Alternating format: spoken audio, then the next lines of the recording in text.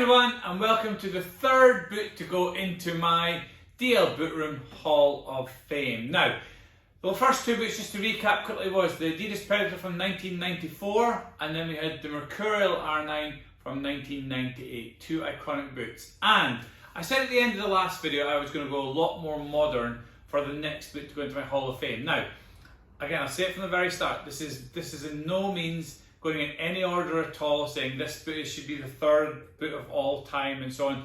It's just me putting boots in. Now, I want to talk about to you guys, and boots that I feel that are really, really important in the boot collecting world, whether you're a collector, reseller, whatever way you want to put it. You know, people that are genuinely interested in boots, if you're a player out there who's just looking for new boots to wear, I'm going to try and go through the boots that I feel are iconic and boots that will always be spoken about no matter what point in the future you get to. People are going to talk about these certain foot boots, and that is why today's boot is going to be number 3 in it. Now, some of you will already guess what it is by this amazing box that it came in.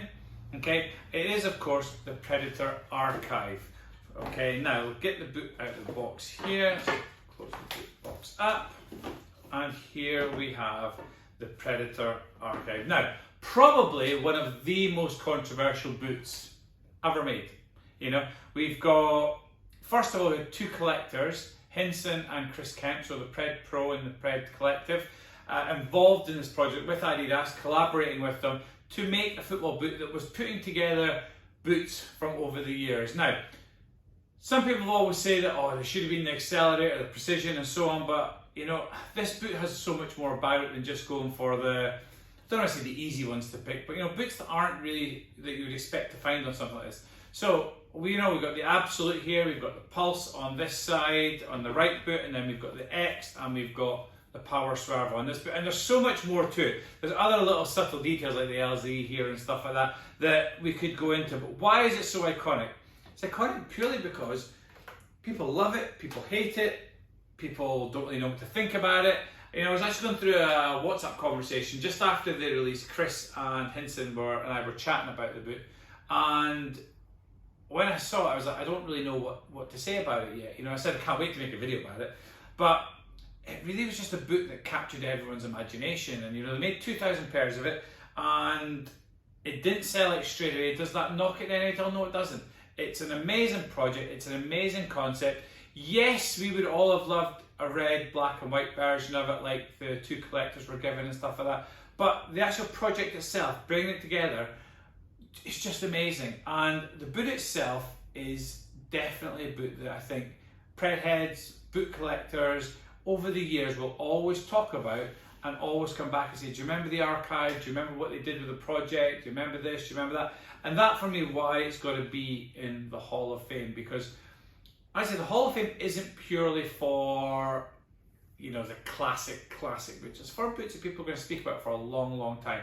And for me, this boot is one that I'll always have fond memories of because of knowing the two guys that were involved in making it. But just because every time I look at it, even looking at it now, and I've had this boot for a year and a half now, even looking at it now, I'm still looking at it saying, how did they do that? Or what did they do here? Or, you know, they didn't just put a colour patch on this boot. They actually took the elements from the real football boots back in the day, stitched them all together, put them all together somehow, and made this stunning, amazing football boot.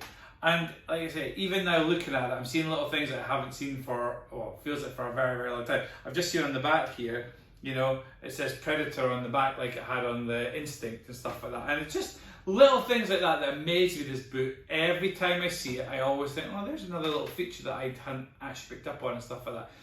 So that for me, why it's in the Hall of Fame in number 3. Now, I know there's going to be people out there saying, what a ridiculous boot to throw in already. But if you think about the last sort of 5-6 years, what boots are out there that you would throw into the Hall of Fame and stuff like that? And it's nice to come modern and not just go through all the old classics. Be very easy to, let's do a Copa Mundial, or you know, let's do a Vapor 1 and stuff like that. Yeah, it'd be easy to go in a chronological order. But I'm going to try and mix it up a little bit, and that for me is why this boot is going in as number 3, because it's a more modern take on it, not just the old classics.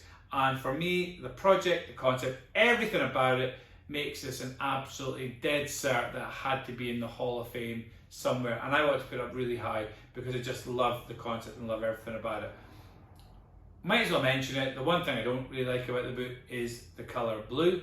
But it's a talking point again. It's another thing that gets us going. And you know, most of you know Hinson is an Evertonian from August through to March normally when then he gives up on them. So yeah, just a stunning looking boot. And the colourway, whether you love it or hate it, you can't deny that the boot is really something that you're going to be speaking about for a long time, and that's why it's in my Hall of Fame as number 3. So there we have it. I'm not going to do another Hall of Fame, I'll do another Hall of Fame on the 1st of August, and it'll be once a month now. I'll be popping boots in there. But if you've got any questions, I'll be doing a live video later this month as well to talk about this boot in particular, try and get Hinson on there to come and chat about the boot as well, and hopefully I can answer more questions. And that's what I'm going to try and do these from now on. I'm going to do a video that'll go on YouTube, and then we'll do an Instagram live later in the month to talk about the boot that we've put in the Hall of Fame. We'll try and keep that going for the next few months if people are enjoying that. So thanks very much for watching. Please leave a comment below. If you've got this far in the video, please subscribe and like the channel as well. That means a lot to me. Hopefully to try and get to 1,000 subscribers. And I wish you all the best, and I look forward to seeing you soon.